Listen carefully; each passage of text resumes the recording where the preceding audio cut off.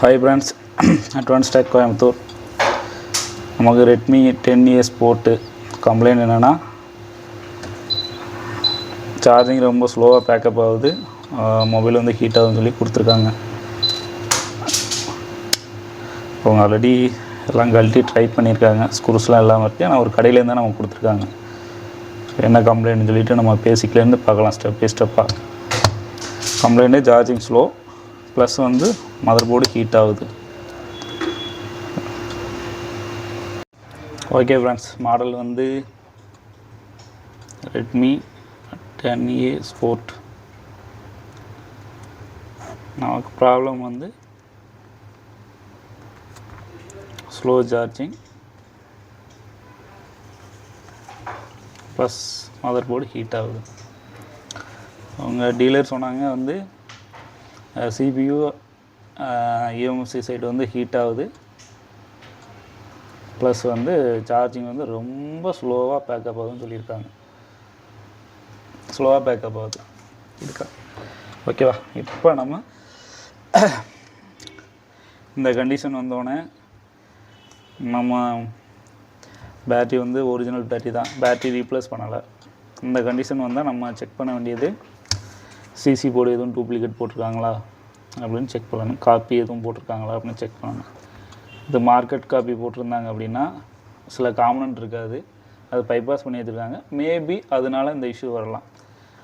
Second ஒன்று வந்து இந்த பாருங்கள், முன்னாடிக்கு வந்து ஒரு ப்ளக்ஸி மட்டும்தான் இருக்கும். இப்போ வந்து இந்த ப்ளக்ஸி வந்து நம்ம சார்ஜிங் சப்போர்டு கூட இது கனெக்ட் ஆகிருக்கு. அப்போ இது காப்பி டிஸ்பிளே போட்டிருந்தாங்கன்னா இது ரொம்ப low quality combo, maybe low quality combo போட்டிருந்தாங்கன்னா அந்த ப்ளக்ஸியோட குவாலிட்டியும் ரொம்ப கம்மியாக இருக்கும். அப்படி இருக்கிற பட்சத்தில் ஸ்லோ சார்ஜிங் ஆகலாம்.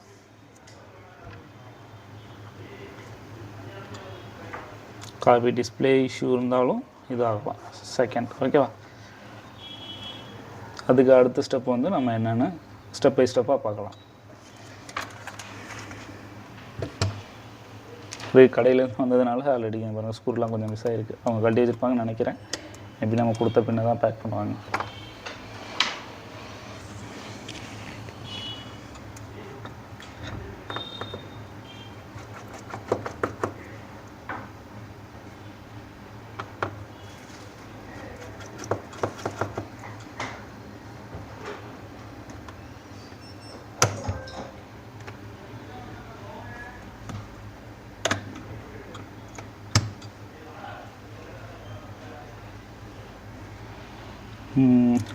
சிசி போர்டு ஒரிஜினல் தான், காப்பி கிடையாது. நம்ம பார்த்தா தெரியுது ஒரிஜினலு.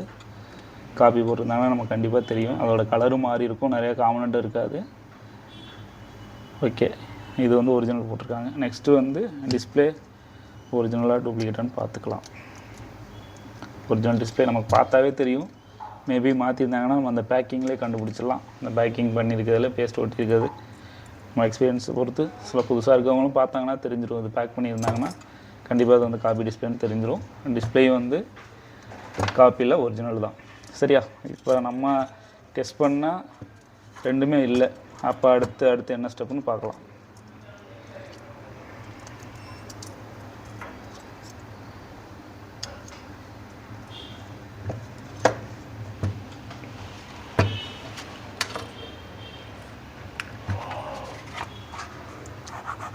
டிஸ்பிளே இது சிசி போர்டு வந்து ஒரிஜினல் தான், இதுவும் ஒரிஜினல் ஓஜி. இப்போ நம்ம டவுட் பட்ட ரெண்டும் கிடையாது. அடுத்து நம்ம செக் பண்ண வேண்டியது சார்ஜ் குத்தி எவ்வளோ ஆம்ப் எடுக்குதுன்னு சொல்லி நம்ம சார்ஜ் கனெக்ட் பண்ணி பார்க்கலாம். சிலர் என்ன பண்ணுவாங்கன்னா, அந்த சார்ஜிங் கம்ப்ளைண்ட் வந்தோடனே யூடியூப் பார்த்தோம், யார்கிட்ட கேட்டோம், சார்ஜ் ஆகுது ஆனால் ரொம்ப ஸ்லோ ஆகுதுன்னா சார்ஜிங் ஏசியை மாற்றி விடுங்க. ஜஸ்ட் இது யார்கிட்ட கேட்குறப்ப அப்படி மேபி சொல்லலாம்.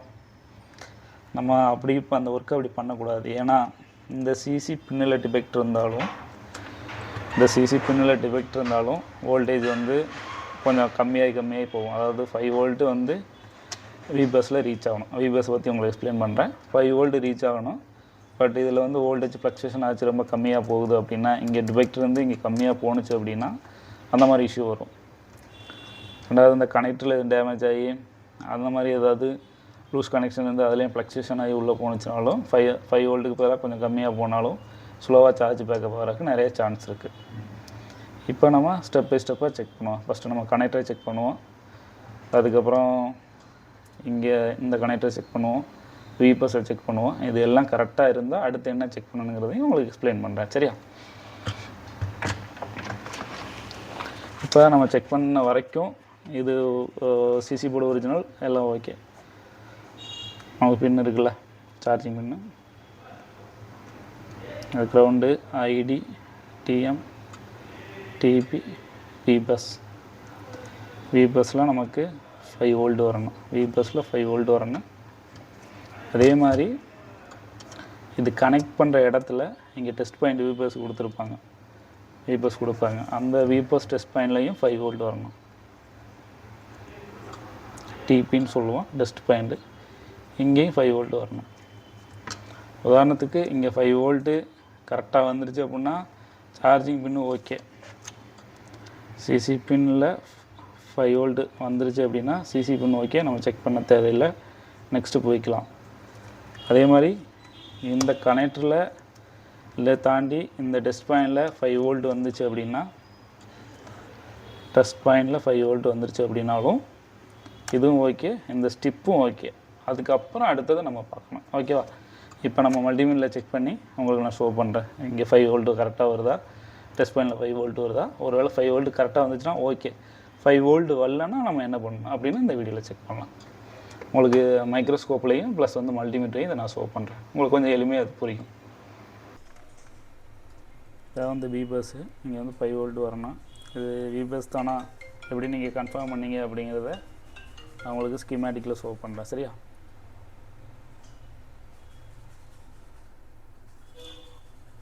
உங்களுக்கு மல்டிமீட்டரில் பார்த்தா தெரியும், கரெக்டாக 5 வோல்ட் ரீச் ஆகுது. ஒரு மில்லி வோல்ட் எக்ஸ்ட்ரா 3 இது இஷ்யூ கிடையாது. ஒரு மில்லி வோல்ட்டு தானே, இது இஷ்யூ கிடையாது. ரொம்ப கம்மியாக இருந்தால் தான் நமக்கு பிரச்சனை. நம்ம கரெக்டாக 5 வோல்ட் ரீச் ஆகுது. அப்போ நம்ம இந்த ஸ்டிப்பு ப்ளஸ் வந்து சிசி பின்னு, சிசி போர்டில் ஏதாவது டிஃபெக்ட் இருந்தாலோ இங்கே வந்து 5 வோல்ட், விபஸ் வந்து 5 வோல்ட் ரீச் ஆகாது. அப்போ நம்ம பேசிக் செக்கிங் படி சிசி போர்டு ஓகே, இந்த ஸ்ட்ரிப்பு ஓகே, எல்லாம் ஓகே. ஏன்னா 5 வோல்ட் இங்கே வந்துடுச்சு. அடுத்து நம்ம செக் பண்ண வேண்டியது மதர் போர்டில் தான் 5 வோல்ட் ரீச் ஆகுதா அப்படிங்கிறத நம்ம மதர் போர்டு தான் செக் பண்ணணும். அதை நான் உங்களுக்கு மதர் போர்டில் என்னெல்லாம் செக் பண்ணணுங்கிறத ஸ்டெப் பை ஸ்டெப்பாக நான் வளர்க்குறேன். சரியா? இதில் பிக்யூ சார்ஜிங் ஐசி கொடுத்துருக்கான். நம்ம இன்ஸ்டியூட்டுக்கு வந்தவங்களுக்கு பிக்யூ இருக்க குவால்காம், மீடியாடெக்கு இருக்க எல்லாத்தையுமே நம்ம வந்து ரொம்ப டீப்பாக எக்ஸ்பிளைன் பண்ணி கொடுத்துருப்போம். உங்களுக்கு தெரியும்.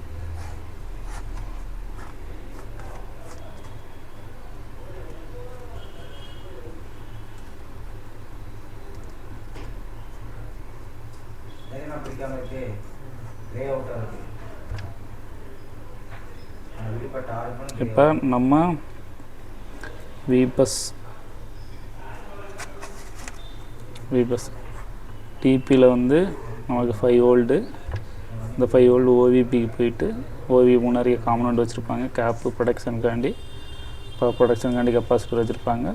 மேபி இங்கே 0 ohms ரெஜிஸ்டோ பீஸோ அந்த மாதிரி இருக்கலாம். ஒரு 1 or 2 ப்ரொடக்ஷனுக்காண்டி கெப்பாசிட்டர் இருக்கலாம். இதை தாண்டி 5 வோல்ட்டு சார்ஜிங் ஐசிக்குள்ளே விபஸ் இன் ஆகணும். விபஸ் இன் 5 வோல்ட் ஆகணும். பேட்ரி கனெக்டருக்கு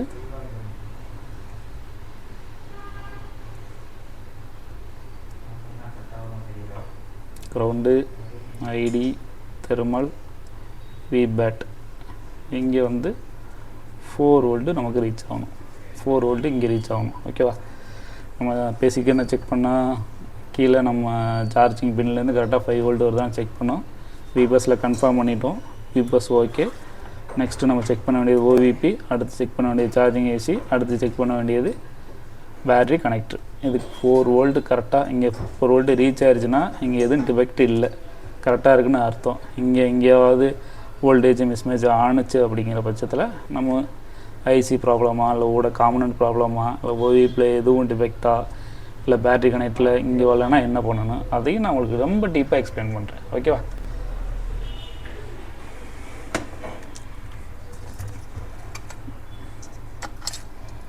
மதர் போர்டு ரொம்ப ஃப்ரெஷ்ஷாக இருக்குது. இங்கே எதுவும் ஃப்ரிட்ஜ் ஒர்க் பண்ணலை. இப்போ ஃப்ரிட்ஜ் ஆனால் பார்த்துருக்காங்க. இங்கே ஒரு சீல்டு வரும், அது மட்டும்தான் ஓப்பன் பண்ணியிருக்காங்க. எதுக்காகன்னு தெரியல, பரவாயில்ல.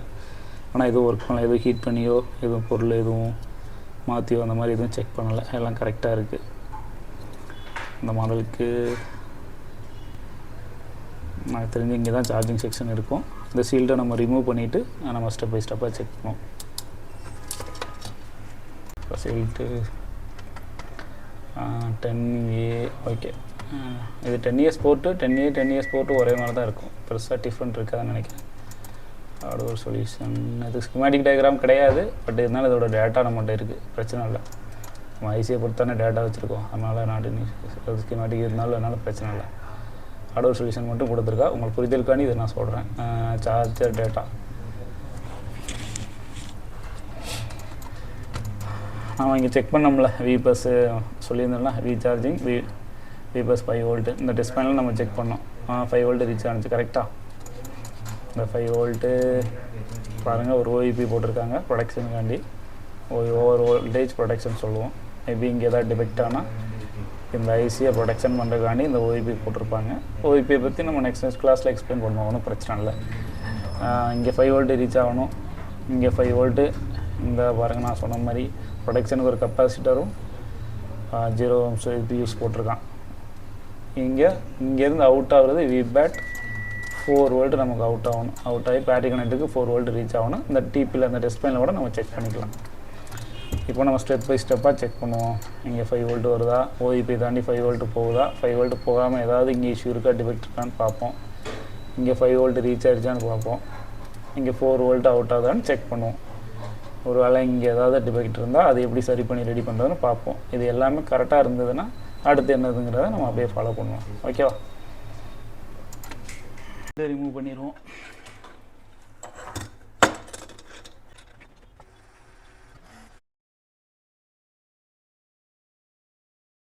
ஓகே ஃப்ரெண்ட்ஸ், இப்போ சார்ஜ் கனெக்ட் பண்ணி நம்ம ஸ்டெப் பை ஸ்டெப்பாக செக் பண்ணுவோம். வோல்டேஜ் கரெக்டாக ரீச் ஆகுதா அப்படின்னா.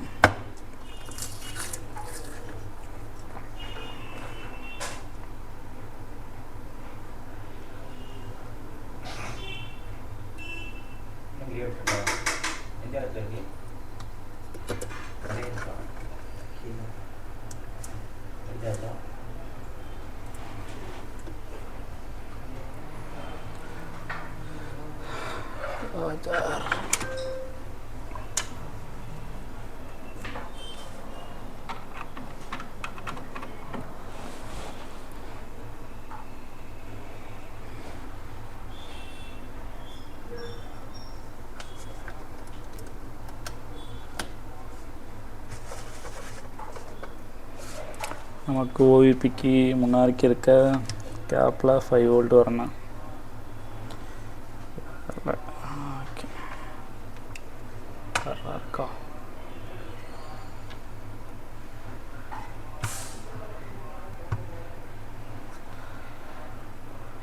ஓகே,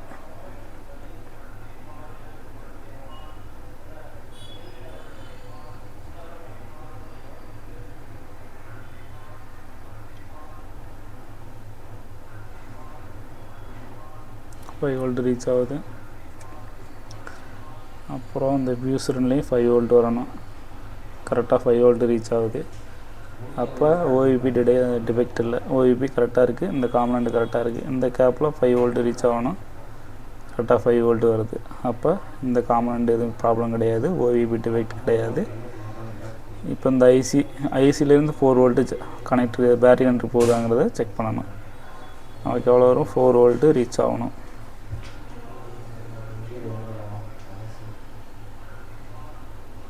கரெக்டாக 4 வோல்ட்டு ரீச் ஆகுது. தெரியுதா உங்களுக்கு? 4 வோல்ட்டு ரீச் ஆகுது. அப்படியே பேட்டரி கனெக்டில் செக் பண்ணும்போதும் நமக்கு 4 வோல்ட்டு ரீச் ஆகணும். பேட்டில்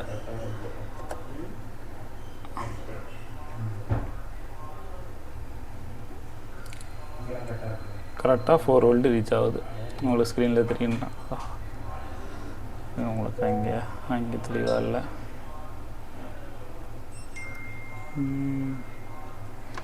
ஓகே, இப்போ செக் பண்ணிடலாம். இப்போ தெரியும் உங்களுக்கு அக்யூரேட்டாக 4 வோல்ட்டு ரீச் ஆகுது. அப்போ இந்த ஐசி ஓகே, ஓவிபி ஓகே, எல்லாமே கரெக்டாக இருக்குது. நெக்ஸ்ட்டு நம்ம செக் பண்ண வேண்டியது இன்னொரு கம்ப்ளைண்ட் ஒன்று சொல்லியிருந்தாங்க இல்லையா, மதர் போர்டு வந்து ஓவராக ஹீட் ஆகுது, அது என்னென்னு செக் பண்ணி கொடுங்க அப்படின்னு. அப்போ நம்ம தெர்மல் கேமரா யூஸ் பண்ணி சார்ஜிங் ஐசியோ இல்லை சிபிஓ வேறு ஏதாவது ஹீட் ஆகுதா அப்படின்னு நம்ம செக் பண்ணோம்னா எனக்கு தெரிஞ்சு அவங்க சொன்ன ஃபால்ட்டு மேபி. ஓகே ஃப்ரெண்ட்ஸ், இப்போ நம்ம தெர்மல் கேமராவில் டெம்பரேச்சர் எங்கேயாவது ஹையாக எடுக்குதா அப்படின்னு சொல்லி செக் பண்ணலாம். ஏன்னா கஸ்டமர் அந்த கம்ப்ளைண்ட் சொல்லியிருந்தாங்க. நார்மலாக 40 எடுக்குது, அதிகபட்சம் 45 எடுக்குது. இது வந்து நார்மல் டெம்பரேச்சர் வந்து ஹையாக எடுக்கலை. இப்போ நம்ம சிபிஓ நம்ம ரன் பண்ணி ஒர்க் பண்ணுறப்பவுமே அதிகபட்சமாக நமக்கு ஒரு 50-60 தான் போகணும். அதிகபட்சம் 50-60.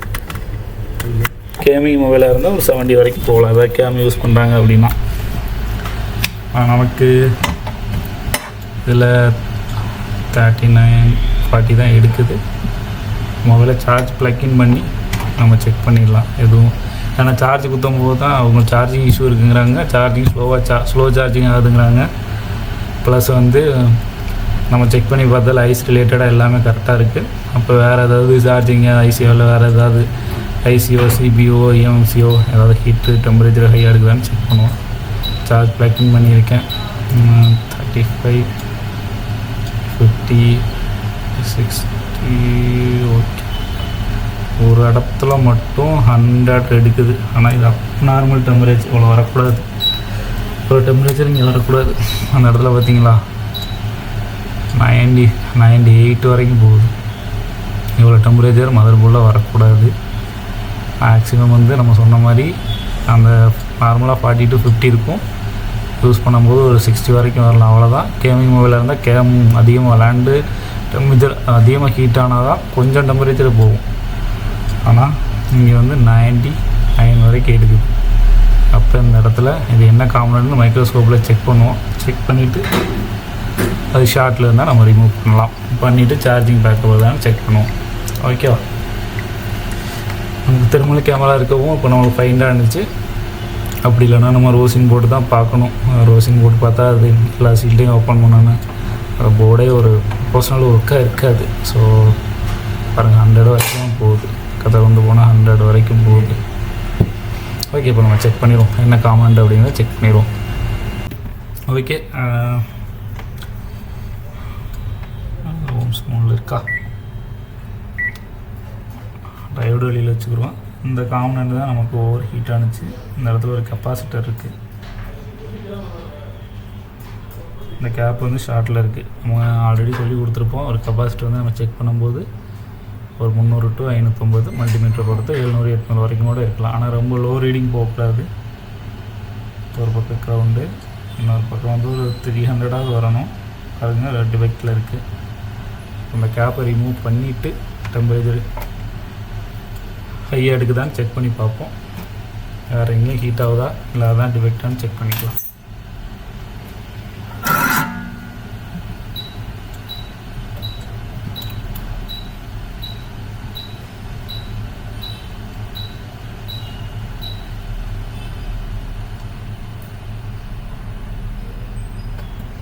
ஓகே, இப்போ அதை ரிமூவ் பண்ணி எடுத்துட்டோம். நம்ம கண்டிப்பாக அந்த இடத்துல அதுக்கு வேறு கேப் ரீப்ளேஸ் பண்ணிக்கலாம். பட் அது மட்டும்தான் கம்ப்ளைண்ட் இருக்கா இல்லை வேறு எங்கேயாவது டெம்பரேச்சர் ஹையாக எடுக்குதாங்கிறத நம்ம செக் பண்ணிடலாம். நமக்கு இந்த இடத்துல இருந்த கெப்பாசிட்டர் ஷார்ட்டில் இருந்துச்சு. நம்ம இப்போ அதை ரிமூவ் பண்ணிட்டோம். வேறு எங்கேயும் டெம்பரேச்சர் ஹையாக எடுக்குதானே சார்ஜ் டக்கிங் பண்ணி செக் பண்ணிடுவோம்.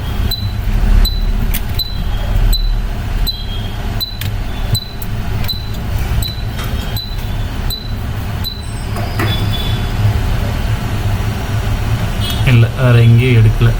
வேறு எங்கேயும் எனக்கு தெரிஞ்சு ஷார்ட் இல்லை. எனக்கு தெரிஞ்சு அந்த காம்பனண்ட் தான் ஷார்ட்டாக இருக்கணும். ஸோ அதுக்கு நமக்கு ஃபைண்ட் ஆயிடுச்சு. இப்போ நம்ம மொபைல் ஆன் பண்ணி பிரச்சனை எனக்கு தெரிஞ்சு அதனால தான் சார்ஜும் ஸ்லோவாக இருக்கும். ஓவர் ஹீட் ஆனதுனால சார்ஜ் மேபி ஸ்லோவாக ஏறி இருக்கலாம், பேட்ரி ட்ரைன் ஆகிருக்கலாம். ஸோ அதுக்காக கஸ்டமருக்கு கொடுத்துருக்கலாம். இப்போ நம்ம மொபைலை வந்து சார்ஜ் போட்டு சீக்கிரமாக backup. Okay friends, short range நம்ம இப்போ ரிமூவ் பண்ணிட்டோம். சார்ஜ் போட்டு செக் பண்ணிடுவோம். கஸ்டமர் சொன்ன கம்ப்ளைண்ட்டு ஸ்லோ சார்ஜிங், அதாவது 1% ஏறுறதுக்கு கிட்டத்தட்ட ஒரு 10 நிமிஷம் எபோவ் ஆகுது. 100% இன்க்ரீஸ் ஆகுறதுக்கு 100% இன்க்ரீஸ் ஆகுறதுக்கு நாள் கணக்காகுன்னு சொல்லியிருந்தாங்க. நமக்கு இப்போ ஒரு இது நார்மல் சார்ஜிங் மொபைல் தான், இது ஃபாஸ்ட் சார்ஜிங் மொபைல் கிடையாது, உங்களுக்கே தெரியும். இப்போ 4% இருக்குது. நமக்கு சீக்கிரமாகவே ஒரு 5% ஒரு நிமிஷத்துக்குள்ளே ஏறினா கூட ஓகே தான். ஏன்னா அந்த மொபைல் 100% ஃபுல்லாக ஆகுறதுக்கு எனக்கு தெரிஞ்சு ஒரு 1 ஹவர் அந்த மாதிரி ஆகும், மேக்ஸிமம் ஒரு 1 ஹவர் ஆகும். இப்போ வந்து ஆம்ப் வந்து 1.2 1.5 அப்போ கண்டிப்பாக 1 ஹவர் ஆகும். இப்போ நமக்கு ஒரு 2 நிமிஷத்துலேயோ 1 நிமிஷத்துலேயோ ஒரு 1% இன்க்ரீஸ் ஆனிச்சுன்னா நம்ம பண்ண ஒர்க்கு கரெக்டு. ஒரு வேளை ஆகலை, சேம் அப்படி தான் இருக்குன்னா அடுத்து என்ன பண்ணணுங்கிறது நான் கண்டிப்பாக சொல்கிறேன். ரெடி பண்ணிக்கலாம். நம்மள்ட்ட ஃபைனல் வரைக்கும் சொல்யூஷன் இருக்குது, என்னென்னலாம் பண்ணணுங்கிறது வரைக்கும் நம்மள்ட்ட இருக்குது. அப்போ நம்ம ஸ்டெப் பை ஸ்டெப்பாக ஃபால்ட் ஃபைன் பண்ணி ரெடி பண்ணலாம். ஓகே, ஒரு 2 நிமிஷம் ஆகிருக்கும். செக் பண்ணிடலாம் ஏதாவது இன்க்ரீஸ் ஆகியிருக்கா. 6% ஆகிருக்கு. அதாவது 2 நிமிஷம் 1 நிமிஷத்துக்கு 1%. ஓகே, நம்ம கணக்கு பண்ணபடி 1 ஹவருக்கு 100% ஏறணும். இப்போ உங்களுக்கு 4% இருந்தது, இப்போ 6%. ஓகேவா, ப்ராப்ளம் சால்வ் ஆயிடுச்சு. ஓகே ஃப்ரெண்ட்ஸ், இந்த வீடியோ முழுசாக பார்த்துருப்பீங்கன்னு நம்புகிறேன். வந்த கம்ப்ளைண்ட்டு ஸ்லோ சார்ஜிங், அதாவது சார்ஜ் 100% ஆகிறதுக்கு நாள் கணக்காகுது. அதாவது அரை நாள்லேருந்து ஒரு நாள் வரைக்கும் ரொம்ப டைம் ஆகுது, 1% ஏறதுக்கு ரொம்ப டைம் ஆகுது அப்படிங்கிற மாதிரி நம்ம சொல்லியிருந்தாங்க. நம்ம எடுத்ததும் போய் ஒரு சார்ஜிங் ஏசி மாற்றவோ அந்த மாதிரி இல்லாமல் சிசி பின்னு மாற்றி பார்க்குறது, ஸ்டிப்பை மாற்றி பார்க்குறது. நம்ம ஏன் மாற்றி பார்க்கணும்? நம்மள்ட்ட செக்கிங் இருக்குது, மல்டிமீட்டர் இருக்குது, நம்ம எல்லாத்தையும் செக் பண்ணலான்னு சொல்லிவிட்டு நம்ம விபஸில் 5 வோல்ட் ரீச் ஆகுதா, ஓஇபி தாண்டி 5 வோல்ட்டு, ஐசிக்குள்ளே 5 வோல்ட்டு இன் ஆகுதா, பேட்டரி கண்டு 4 வோல்ட் ஆகுதா, இதில் ஏதாவது டிஃபெக்ட் இருந்தால் நம்ம அதை சரி பண்ணியிருப்போம். அது எல்லாமே கரெக்டாக இருந்தது. அடுத்து கொடுத்த அவங்க கடைக்காரங்களே ஒரு ஹிண்ட் சொல்லியிருந்தாங்க. கஸ்டமர் சொல்கிறாங்க ஓவராக ஹீட்டாக இருக்குது, அதையும் பாருங்கள் அப்படின்ட்டு. ஓகே, இது எல்லாம் கரெக்டாக இருக்குன்னா அப்போ ஹீட் ஆகுது. வேறு என்ன ஐசிலாம் ஹீட் ஆகுதுன்னு பார்க்கலாம், இல்லை எந்த செக்ஷனில் ஹீட் ஆகுதுன்னு பார்க்கலாம். மேபி சார்ஜிங் செக்ஷனில் எங்கேயாவது ஹீட் ஆனால் எதுவும் காமனண்ட் எதுவும் ஹீட் ஆகுதுன்னு பார்க்கலான்னு சொல்லி நம்ம செக் பண்ணோம். ஒரு கெப்பாசிட்டி வந்து ஷார்ட்டில் இருந்தது, அதை நம்ம ரிமூவ் பண்ணோம். இப்போ ப்ராப்ளம் சால்வ் ஆயிடுச்சு. இதுதான் ஒரு இப்போ நம்ம ஒர்க் பண்ணுறோம்ல, இதே மாதிரி தான் நம்ம வர்ற டெக்னீஷியன் இந்த மாதிரி தான் சொல்லிக் கொடுக்குறோம். அதாவது ஸ்டெப் பை ஸ்டெப்பாக இப்படிலாம் பண்ணுங்கள், இப்படி ஆனால் இதனால் இந்த டிஃபெக்ட்னா இல்லை ஐசியை மாற்றி பாருங்கள், இல்லை ஓவிபியை தாண்டி 5 வோல்ட் உங்களுக்கு ரீச் ஆகலை, இல்லை ரொம்ப கம்மியாக ரீச் ஆகுதுன்னா ஓவிபியை செக் பண்ணுங்கள். சில ஓவிபியை பைபாஸ் பண்ணலாம், சில ரீப்ளேஸ். இது ஒரு பெரிய செக்ஷன், அதை நம்ம ஆல்ரெடி டெக்னீஷியன் எக்ஸ்பிளைன் பண்ணியிருக்கோம். அப்போ ஒரு கம்ப்ளைண்ட் வர்றப்ப குத்து மதிப்பாக வேலை பார்க்காம, அதாவது ஒரு சிசி போட மாற்றி பார்ப்போம், இல்லை புதுசாக சிசி போட வாங்கி வந்து செக் பண்ணி பார்ப்போம், இல்லை ஸ்டிப்பாக இருந்தால் ஸ்டிப்பு செக் பண்ணி பார்ப்போம், பேட்ரி போட்டு பார்ப்போம். இப்படி இல்லாமல் ஏன் பேட்ரி மாற்றணும், ஏன் சிசி போட மாற்றணும், வோல்டேஜ் நம்ம செக் பண்ணுறப்போ எல்லாமே தெரிய போகுது. அப்போ ஒரு ஃபைனல் பர்ஃபெக்டாக ரெடி பண்ணி நம்ம பண்ணோம். இப்போ மேபி இது ஹீட் ஆகலை, இல்லை சேம் அதே கம்ப்ளைண்ட் இருக்குன்னா அடுத்து என்ன பண்ணணும்னு சொல்லியிருப்பேன். கண்டிப்பாக அந்த வீடியோவில் அதை ரெடி பண்ணியே காமிச்சிருப்பேன், எதனால் இந்த ப்ராப்ளம் வந்திருக்கு அப்படின்னு. அது இல்லாமல் சார்ஜிங் செக்ஷன் நம்ம எல்லா charging AC, fast charging AC, SMP, ஊக் சார்ஜிங்கு, 12 பேட்ரி, இது எல்லாத்தையுமே நம்ம வர டெக்னீஷியனுக்கு ஒரு கம்ப்ளைண்ட் வரப்போ ஸ்டெப் பை ஸ்டெப்பாக எப்படி செக் பண்ணி ரெடி பண்ணணும்னு நாங்கள் அழகாக சொல்லி கொடுத்துருக்கோம். அதை நம்ம கேட்டகரியாக பிரித்து சொல்லி கொடுக்குறோம். ஒரு நம்ம சார்ஜ் ப்ளக் பண்ணும்போது டெம்பரேச்சர் எரர் வருது, இல்லை பேக் சார்ஜிங் வருது, இல்லை பிக் சார்ஜிங், சார்ஜே வந்து கனெக்ட் ஆகுது, 4 வோல்ட் வந்து நம்ம பேட்டரி கண்டே ரீச் ஆகலை, இல்லை எல்லாமே கரெக்டாக இருந்தால் அப்போ என்ன பண்ணணும், இது எல்லாமே வந்து ஒரு அழகாக ஸ்டெப் பை ஸ்டெப்பாக நம்ம சொல்லி கொடுத்துருக்கோம். நான் உங்கள் வீடியோ நிறையா இது 4வது வீடியோ நினைக்கிறேன், 4வது வீடியோ போட்டிருக்கேன் பாருங்கள். நான் சொல்லிக் கொடுக்குற விதம் நல்லா புரியுது, நல்லா கற்றுக்கிற மாதிரி இருக்குது. அப்டேட் ஆகணும்னா கண்டிப்பாக நம்ம இன்ஸ்டியூட்டுக்கு வாங்க. அதனால தான் இது ஒரு டெமோ வீடியோவாக தான் போடுறோம். இதை வரவங்களுக்கு இன்னுமே நம்ம டீப்பாக எக்ஸ்பிளைன் பண்ணி சொல்லிக் கொடுக்குறோம் ஃபைனல் சொல்யூஷன் வரைக்கும். தேங்க்ஸ் ஃபார் வாட்சிங்.